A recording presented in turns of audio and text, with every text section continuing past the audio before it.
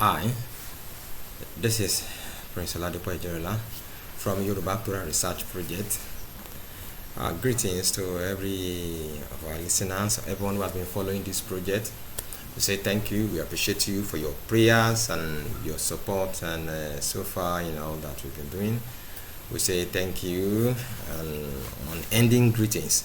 Well, for today's discussion, having finished work on this particular book called Prophet Haggai, like from the Old Testament, Prophet Haggai, the writings of Prophet Haggai, I came across some words which are new, which I've never come across from previous work done on the Torah.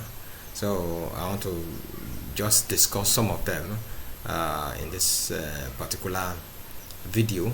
And so it makes some of our people that think maybe the work is no more, there's no Torah research again or whatsoever. It's still on and the research is still going on very well. Yeah, so let's go straight to the book of Prophet Haggai.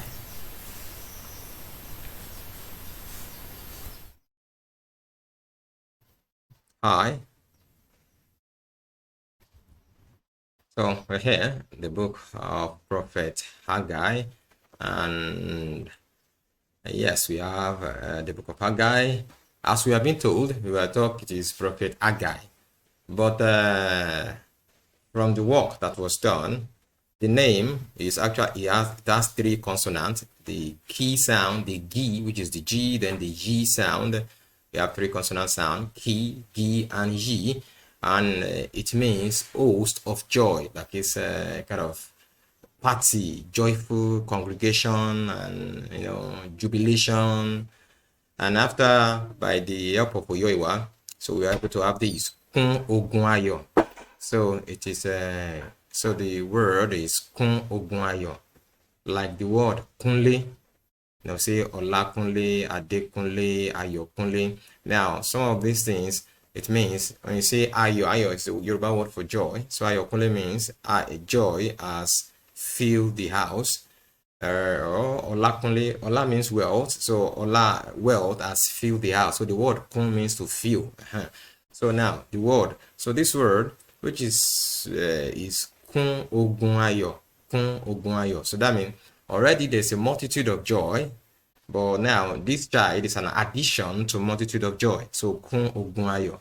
So just like you can see the Yoruba word, Yoruba understanding and then interpretation and sense of words and given names is still very present in this word here. Kun Ogun Ayo. So for the sake of this understanding, so we are moving away from Haggai. We are now looking at the correct name. So we are looking at the book of Kun Ogun Ayo. So that is the first word. So the second word we'll be looking at is this word Osun Boha Iwata. Osun Boha Iwata. So the word sun is to spring out. Then the word Osun is now talking to that particular object that spring out, that is springing out, that is coming out. Osun. Now, so the word Osun Boha means to spring out. That means after coming out, it does not stop. There's a kind of progression. And after that springing forth, there's a kind of progression onto this particular word, Iwato. Iwato means kind of profitable, successful existence. Successful existence. That is those things that sprang out, that came out onto that followed through onto successful existence. That means, so from the understanding of this word now, it means there are some things that came out, but did not reach the level of successful existence. But here we're talking about, so this word is it shows it's a positive aspect. That means, so the negative aspect of it shows that there are some things that were created that did not reach successful existence, that is not successful, either in existence or continuation or existing till now. So those things that successful continue to exist are the things we see now. So Osun Boha Iwata, and that is what when you see Lord of Hosts. That is Yahweh of hosts, Oyoiwa of hosts. So the word host there is Oyoiwa, Osumboha Iwato. That is those things that came forth and unto successful existence. So that is the second word we're looking today in this video. Now the third word is Saapawani. Saapawani. Actually here they're talking about a fence, that is building a fence covering your own space. That is the children of Israel after they return from Babylonian captive. Each of them have a compound and they have a shield, they have a screen round about their space, their compound, and they have a screen, they have a shield round about this, either woven or whatsoever, but each of them has a space that is barricaded, that is covered. So now Oyewa is not questioning them while you were saying that my own house it's not time to build a house unto Oyewa, to the creator, but you live in your own covered spaces and compound.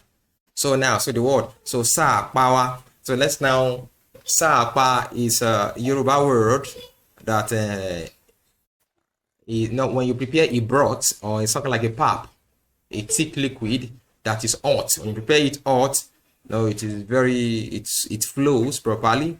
But when you allow it to cool, the top, that is those areas that are in contact with the atmosphere, they begin to set because evaporation, when evaporation occurs, so the outer layer begin to set, forming like as a shield or a screen for the rest of the broth.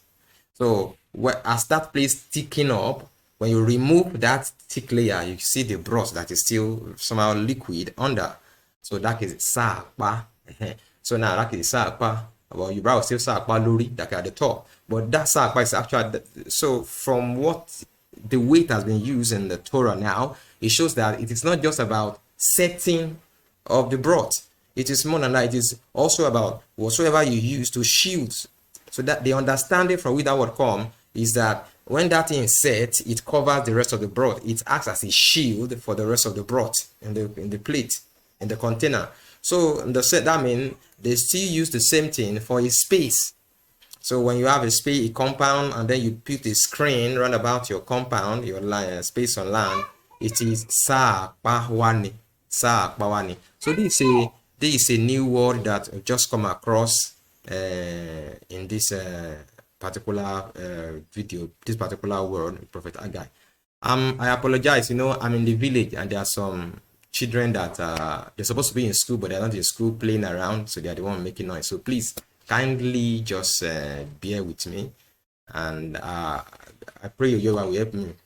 I will take care of them when I finish this video.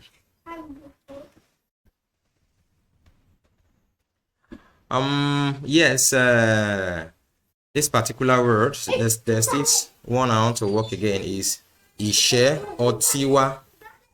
Ishe Otiwa.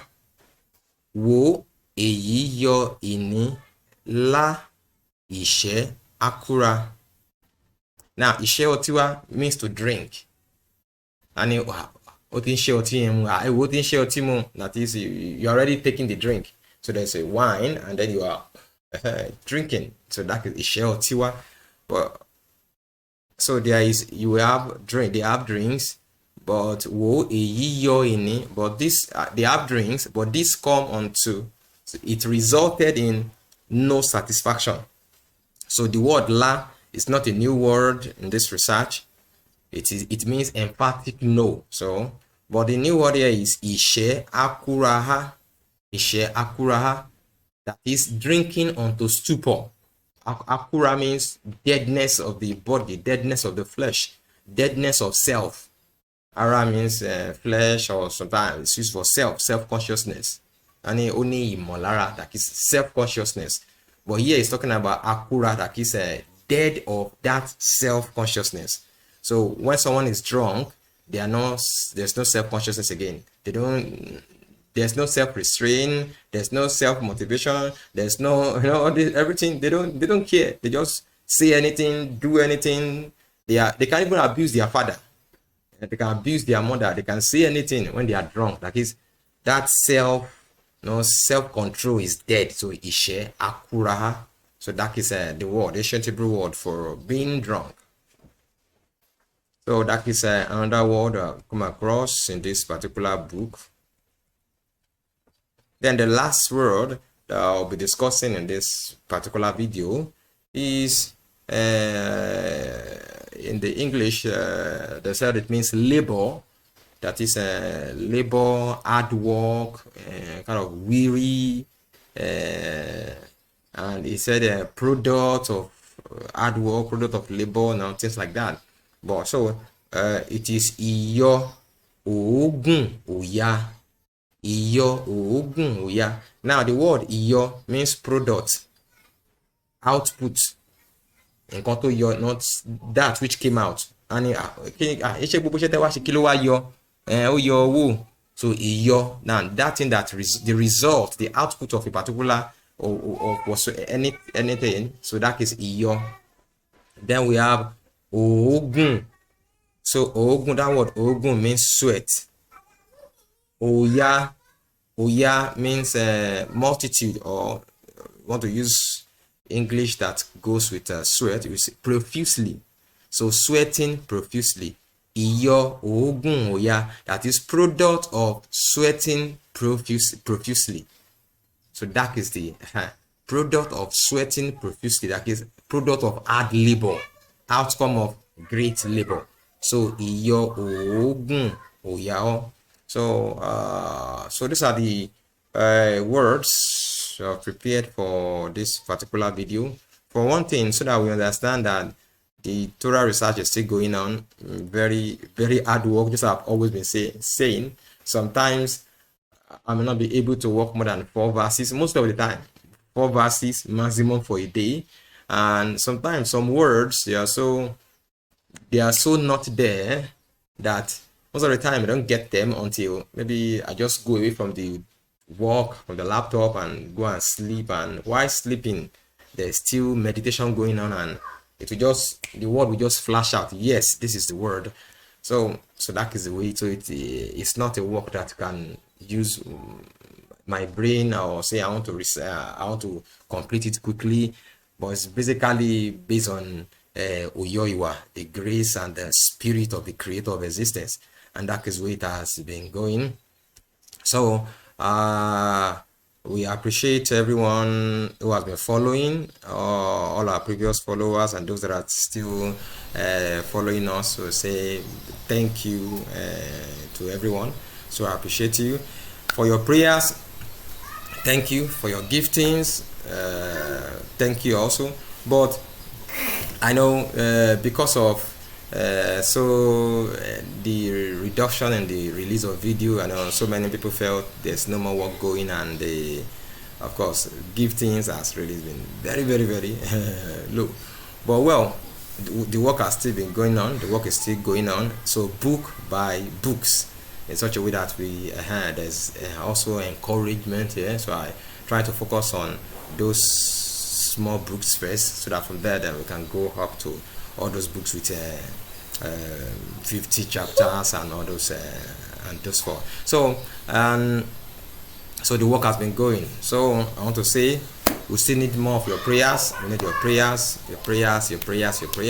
and also your gifting and your seed will still be appreciated. Your gifting, your seed will be put to very good use, as it has always been. Well, making a place for Yoiwa, the place where a place that is called after Uyoiwa and Ishiriala. Of course, the construction has been on all this while, and it's still going on. And also, is your giftings.